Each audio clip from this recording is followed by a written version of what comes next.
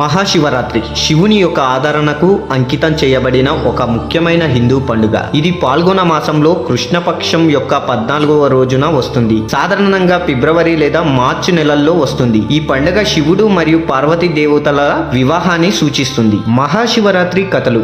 ఒకసారి బ్రహ్మ విష్ణువులు ఎవరు గొప్ప అనే దానిపై వివాదం తలెత్తింది. ఆ సమయంలో ఒక అద్భుతమైన అగ్నిస్తంభం వారి ముందు ప్రత్యక్షమైంది. బ్రహ్మ విష్ణువులు ఇద్దరు ఆ స్తంభం యొక్క మూలాలను కనుక్కోవడానికి ప్రయత్నించారు, కానీ విఫలమయ్యారు. అప్పుడు శివుడు ఆ స్తంభం నుండి ప్రత్యక్షమై నేను పరమాత్ముని అని వారికి తెలియజేశాడు. ఈ సంఘటన శివలింగ ఆవిర్భావంగా పరిగణించబడుతుంది. శివపార్వతుల వివాహం. మహాశివరాత్రి రోజున శివుడు పార్వతీదేవిని వివాహం చేసుకున్నాడని నమ్ముతారు. ఈ పవిత్రమైన వివాహాన్ని జరుపుకోవడానికి భక్తులు రాత్రంతా జాగారం చేస్తారు. వేటగాని కథ.